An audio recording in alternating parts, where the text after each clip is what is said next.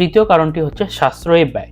অনেকে ভাবে বাংলাদেশ ছেড়ে বাইরে পড়তে গেলে হয়তো বা খরচটা বেশি লাগে। হ্যাঁ, কিছু কিছু দেশে প্রচুর বেশি খরচ লাগে, কিন্তু সেখানে আপনারা সেরকম ইনকামও করতে পারেন, একটা আর্নিং সোর্সও আপনাদের হয়ে যায়।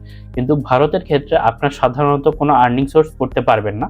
এখানে আপনাকে যদি ভর্তি হতে হয়, জাস্ট আপনি স্টুডেন্ট হিসেবেই ভর্তি হবেন। এখানে ব্যয়ের ক্ষেত্রে যে বিষয়টা, বাংলাদেশের ইউনিভার্সিটির মতোই আপনার এখানে খরচ হবে, কিন্তু তুলনামূলক দেখা যায় যে বাংলাদেশি স্টুডেন্টদের জন্য তারা বিভিন্ন স্কলারশিপের ব্যবস্থা করে। যেমন অধিকাংশ ক্ষেত্রেই বাংলাদেশি স্টুডেন্টরা 45 থেকে 50, 55, 60% পর্যন্ত স্কলারশিপ পায়, যার কারণে প্রতি সেমিস্টারে তাদের কিন্তু অর্ধেক ফিস পেমেন্ট করতে হয়, তাতেই কিন্তু তাদের চলে যায়।